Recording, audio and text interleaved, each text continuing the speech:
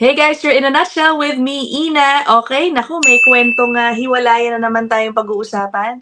Kwentong hiwalayan at paano ito makakaapekto sa current immigration status nitong ating email sender.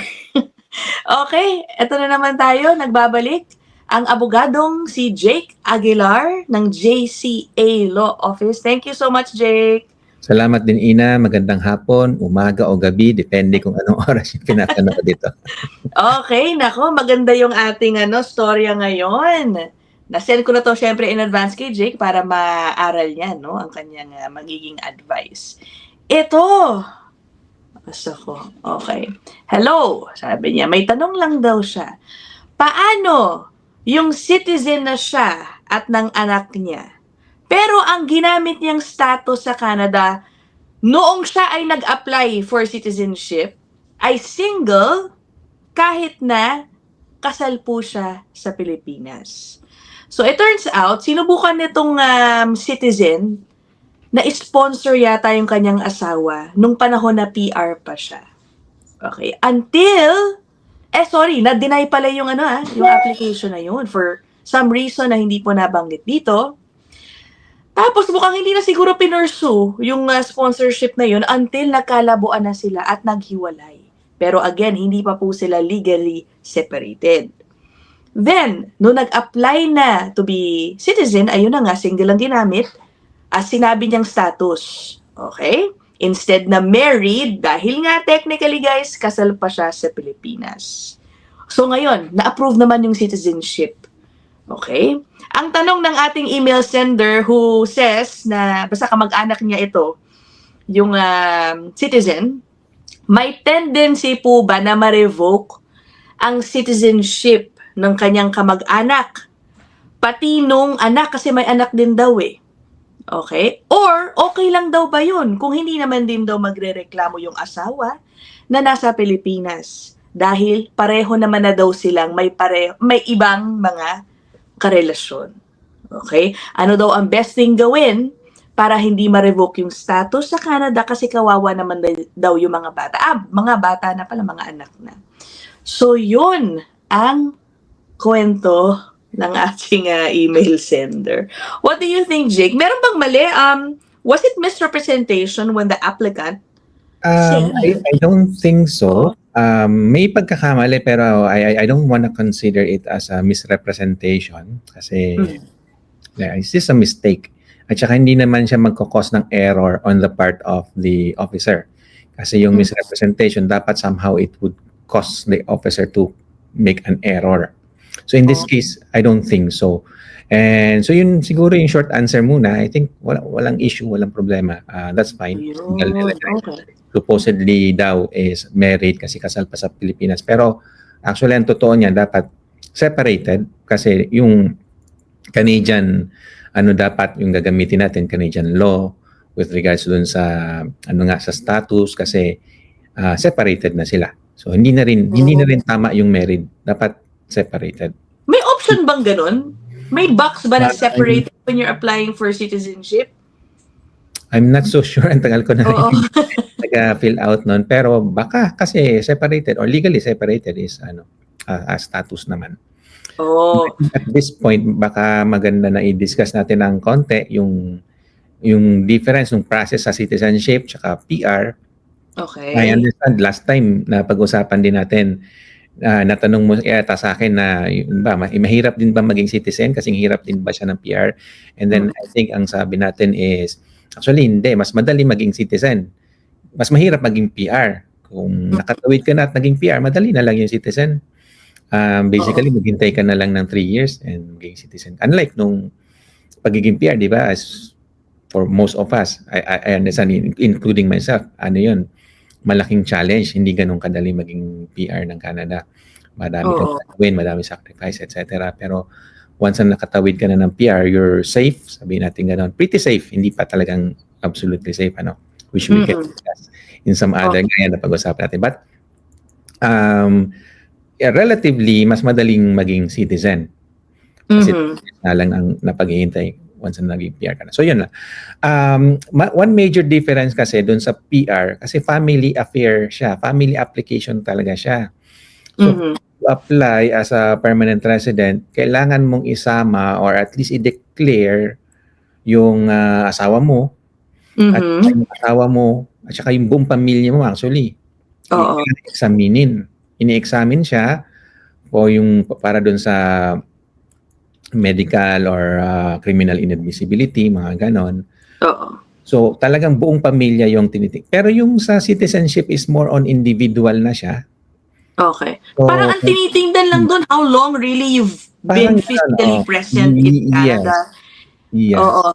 Hindi na tinitingnan yung sa asawa mo. I mean, pwede kayong mag-apply na isa-isa lang. Ako muna maging citizen. Parang ganun. Nice. Yung asawa mo, kaya mo na siya later on na lang siya. Kahit more on individual na siya.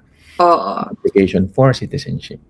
Oo. Actually, ang question ko nga, nung parang hindi ba alam na ng Canada technically na kasal siya sa Pilipinas? Kasi nga, let's assume regularity in her previous applications.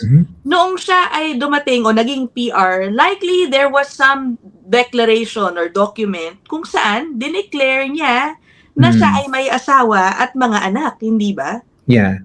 At kung baga, kung dumating na yung time na mag-a-apply siya for citizenship or to be a citizen, hindi ba alam na ng Canada yun? So, yun na nga tulad ng sinabi mo, kaya siguro it's okay. Yes, and kino-cross-check din naman syempre, pero yun nga, less, I would say lesser yung importance ng mga check na yun eh. Hindi na siya ganun kasing crucial from the standpoint na mag-a-apply ka pa lang from let's say yun nga, temporary resident ng Canada into a permanent resident. Mas ano yun, mas mahigpit, mas sabihin na mas mabusisi na lang, sabihin natin ganun. Pero once na nakatawid ka na nga doon to become a citizen ng Canada, I would say much less yung mga ganong check. And then hindi na yan nga masyado nagmamatter, like ano bang nilagay mo, single or dapat separated, hindi siya crucial eh. Hindi would not induce the officer to make an error doon sa pag-decide, kasi mas again straightforward yung eligibility for citizenship. Unlike nga sa PR, medyo magulong matter yon, kasi nga halimbawa ito yung mga typical complications niyan. Si husband mo, let's say criminally inadmissible siya, may nakumit siyang crime, and then dun sa NBI niya may lumalabas nga dun. Hindi natin, hindi na ako mag-iimbento ng crime, pero sabihin na natin that could cause that person na maging inadmissible. Buong pamilya yon inadmissible. So yung sponsor, yung mismong principal, sabihin natin ganun, hindi rin magiging PR. Buong pamilya yun eh. And then yung iba, ang ginagawa na lang, nangyayari ito, na okay sasabihin, actually, hiwalay na kami. Hindi ko na yan asawa. So, huwag na nating examinin yan. Hindi na siya dapat kasama dito sa application ko. Alright. So, nangyayari yon, pero that would be misrepresentation, di ba? Na sasabihin mo, hindi kayo ang totoo, kayo naman talaga. So, yun, doon nagkakaroon ng gulo. Oo. So at I think ang mahalaga din, basta yung paraan ng pag-secure ng permanent residency during the time of application ay okay, walang problema. Yun yata yun eh. No? Importante, and it seems na based dito sa facts natin na nakuha natin, mukhang okay naman yung pagka-PR niya. In fact, mukhang nauna siya kasi nga nag-sponsor niya yung husband niya. So ibig sabihin nauna siya maging PR, and then mukhang okay naman yon at least. So safe na nga siya doon, and then nung nag-sponsor nga siya sa spouse niya, for some reason nga na-refuse, di natin alam kung bakit. And then hindi niya na trinay ulit kasi nga medyo nagkakalabuan na sila, which is nangyayari naman din talaga yon. Hanggang sa eventually nag-apply siya ng citizenship niya, but then nilagay niya single. Well, mistake yon, error, kasi hindi siya single, hindi yun yung dapat. Oo nga, yun yung concern ni email sender na email natin. Pero for me, hindi siya crucial eh. Okay. So Not there is no reason representation. para ma-revoke ang I don't citizenship tulad in ng this concern case, nito. I don't think so. I don't. Okay. Actually, Jake, Yeah. nag-reply pa ako dito just to ask questions. Now, I found out, isa rin sa concern kasi, di ba nabanggit dun sa unang video na may kanya-kanya na silang partners. Right. Which is Ngayon, yung citizen na nandito, no? Nag-iisip daw yata magpakasal dun sa kanyang boyfriend who happens to be in the Philippines. Okay, so Paano pwedeng yun? How can they make it, legal? May ganun ba? Paano ba yun? At gusto niyang dalhin halimbawa dito sa Canada. Conjugal partner sponsorship na siya. Kung meron siyang special someone na ulit na nasa Pilipinas. Kasi hindi sila pwede magpakasal pa kasi as I understand, may existing marriage pa, hindi pa nga na-divorce, di ba? So may pang existing marriage, so hindi sila pwede magpakasal. And kung yung boyfriend na yon na nasa Pilipinas, hindi siya makakuha ng visa papunta dito, then yun yung barriers na tinatawag natin. So conjugal, potentially pwede.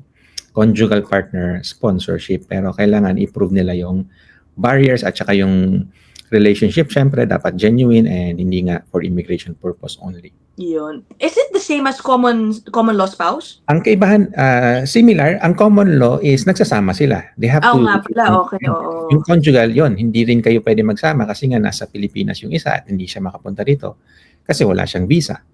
So, conjugal ang tawag natin doon. Okay. Ano ang pwedeng patunay for your conjugal relationship? Pictures, messages, yeah, social media accounts, interdependence, financial interdependence. One probably sends money to the other or maybe yung isa din nagpapadala somehow pag yung isa naman ang nangangailangan. So, and then joint assets, mga ganon. So anything actually under the sun that you think can prove na genuine yung relationship and marriage-like dapat yung standard, yung level. Hindi pwedeng boyfriend-girlfriend. So I understand, madalas natin ginagamit yung word na yon. Like, in this case, boyfriend daw. But for immigration purposes, for sponsorship purposes, dapat yung level ng relationship is marriage-like. Okay. So what can we expect from two married couples? Yun dapat yung nakikita natin sa kanila. Yeah. Is there also a time period for when they can apply for sponsorship? 1 year din ba ito? Yes, 1 year din. So for conjugal, 1 year din. Just like common law. 1 year din dapat yung relationship. Unlike pag married kayo, walang 1 year. Like the moment na makuha niyo yung marriage certificate niyo, pwede na kayo mag-apply. Wala nang kailangan maghintay ng 1 year. Ayun. Okay. I think na sagot na natin ang concern nitong email sender. Alam mo, Jake, naalala ko, I think the last episode we had talking about itong may hiwalayan, may ilang mga comments dun saying na ano ba yung mga batas sa Canada, kumbaga nagto-tolerate ng having multiple partners kasi ang dali pala, no? Okay. Kahit may legally married ka sa ibang bansa, dito, hindi ganun, no? I-correct natin yung comment na yon.